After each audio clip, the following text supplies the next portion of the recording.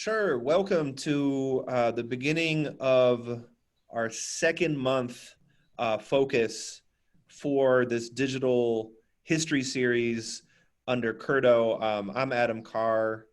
I'm Rob's colleague and friend, and we enjoyed doing our first month on the open housing marches so much that we saw openings to keep going of local stories of Milwaukee that folks don't discuss enough against the background of the pandemic and now the protests that are out in the street. We were planning to do Latinx history in Milwaukee and Wisconsin, and specifically with a focus on resistance and protest. And it turns out to be a really appropriate moment to be looking at those topics and remembering some of the stories that we so conveniently forget. Actually, I think there's a lot of convenience and how we've erased a lot of narratives from our shared story. So, Rob, do you want to give a little intro who you are and what we're doing? Absolutely. Rob Smith. I'm an associate professor over at Marquette. I also direct the Center for Urban Research, Teaching and Outreach. This is really an opportunity for us to continue to engage with our local educators around important topics relative to Milwaukee's history. Obviously, today we're going to be talking about the Chapman Hall takeover. We've got two awesome guests with us. Alberto Maldonado, director of the Roberto Hernandez Center, a direct outcome of those protests. And then we have Eric Lepe Montenegro, an activist and filmmaker here with us locally. And folks, we're going to have a great time talking about that rich moment in Milwaukee history, that rich moment in student activism that was here local, but also spread across the country for years and years, that then reshaped the way colleges and universities went about curricular options, as well as efforts to increase the number of diverse faculty, staff, and students on campus. So this moment is particularly impactful when we think about higher education, and then of course its connections to the civil rights movement, the Chicano movement. There are all kinds of local and national connections that are critical to this story. Alberto, say a little bit about yourself real quickly. Just want to give you folks a chance to say hello, and then Eric will ask you to do the same. Sure. Well, first and foremost, thank you for not only inviting me, but for putting a little bit of a magnifying glass to this moment in history, particularly to Latino student activism and community engagement. I'm currently the director of the Roberto Hernandez Center. Been at the UWM campus for the last 22 years, working in areas of pre-college, academic advising, admissions, and also in the capacity of director at the center, and always been engaged in the advancement and outreach and providing access to students of color and particularly Latino students in our community. So I also co-lead the Chancellor's Committee for Hispanic Serving Initiatives on campus, and we're really trying to advance ideas and strategy that would hopefully can be replicated in all communities on campus. I serve under the direction of Dr. Joan Prince and the Global Inclusion Engagement area on campus, and it is with that in mind and through that lens that we collectively as multicultural centers are trying to elevate and provide the necessary access to students on our campus and in the community. Yeah. We thank you, Alberto. As our teachers and educators know, the transitions and the pathways to higher education still require a lot of attention, and quite frankly, still require a lot of activism. Props to Dr. Prince, props to Joan Prince over there. I was obviously working with Joan a few years too, and you, Alberto, and it was a great time. Eric, what's going on, brother? How you doing? Good, good. ¿Qué hubo, mi gente? Buenas tardes. Estamos aquí en el lado sur de Milwaukee. What's good, everybody? Great to be speaking with y'all today. I'm here in the south side of Milwaukee. Like was said, my name is Eric Lepe Montenegro. I am a transplant to Milwaukee from Louisville, Kentucky. I've been here about 6 years in the south side.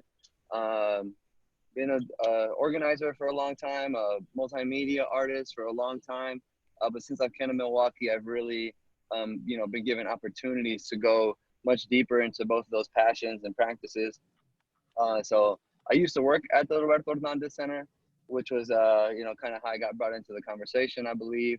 I was the program associate at the Roberto Hernandez Center at UWM. Also former film student of that program. Used to be an educator in the Menominee Valley Urban Ecology Center and a social worker for La Causa. The list goes on, but I'm just a community member with a camera and lots of different tools at my disposal to tell the stories of the people around me. Eric, we appreciate you joining us, and we really appreciate the fact that you are mobile right now. And if at any point you need to share your screen and show us what's going on out in the streets, you feel free to do so. For sure. And for content, I'm not like during a protest right now. I'm actually getting tested for Corona, just as a precautionary message. So we're sitting in line, and it looks like the line is very long right now.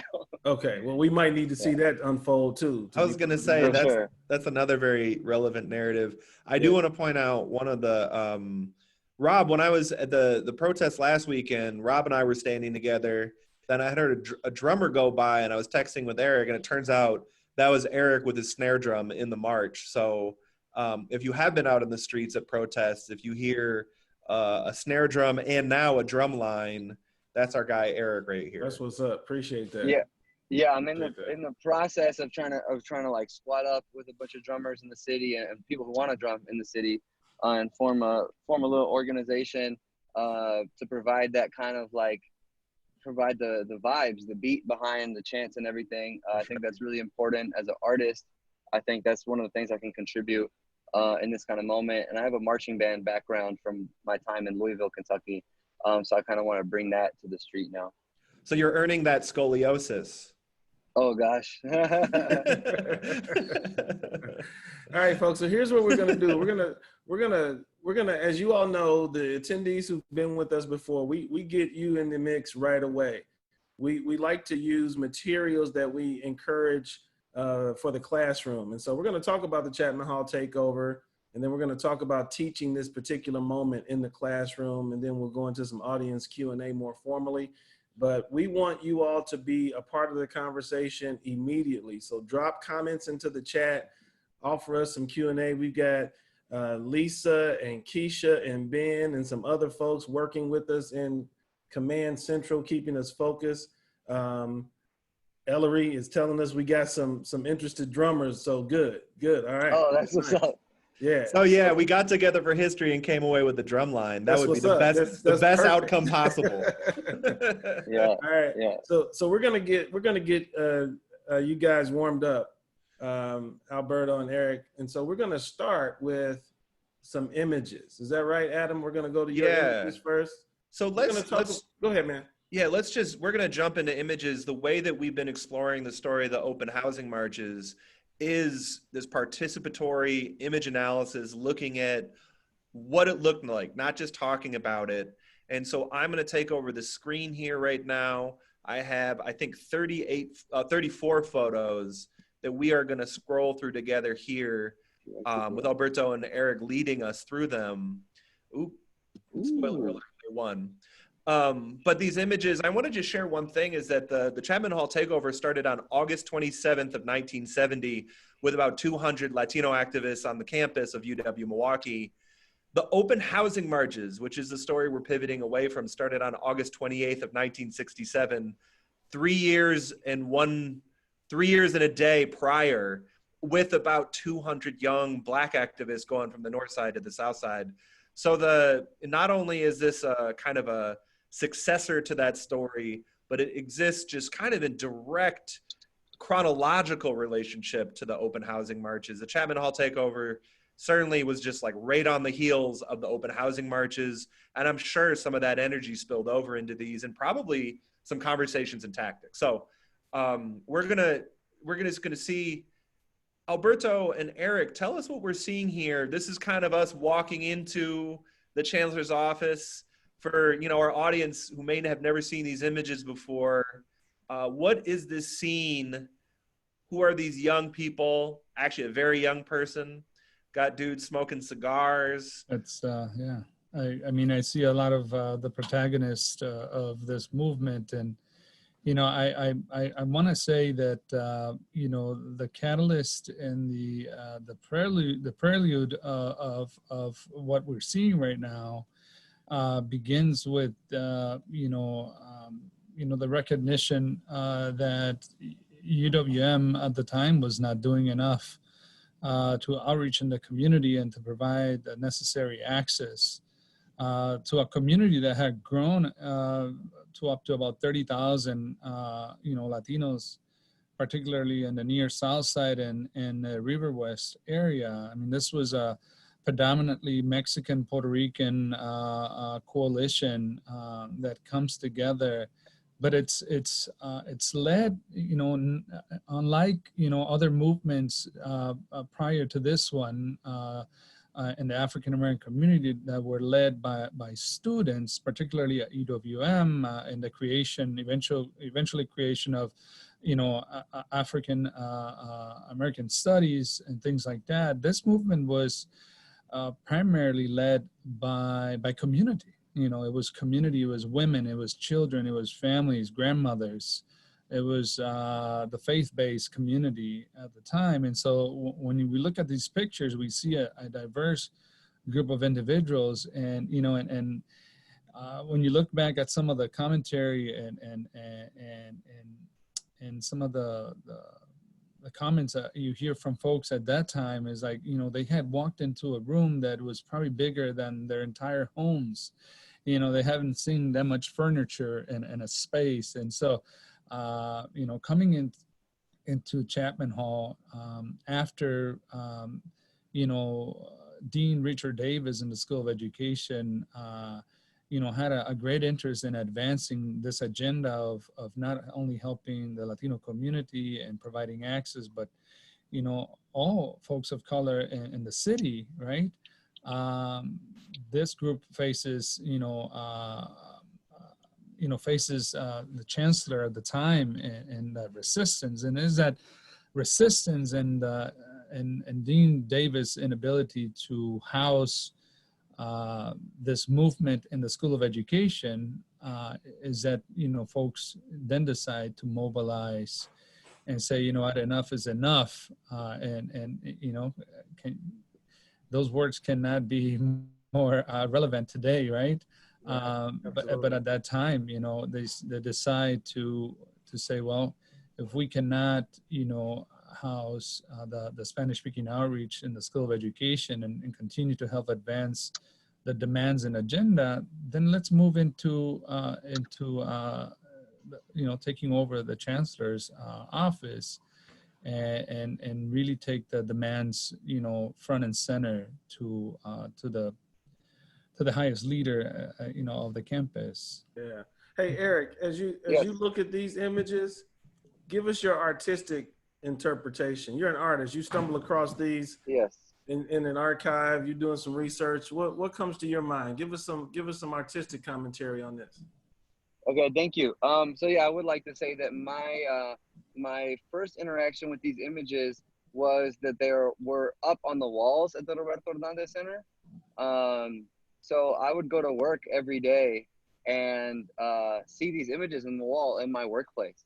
So personally, it was something that was always very captivating and inspiring.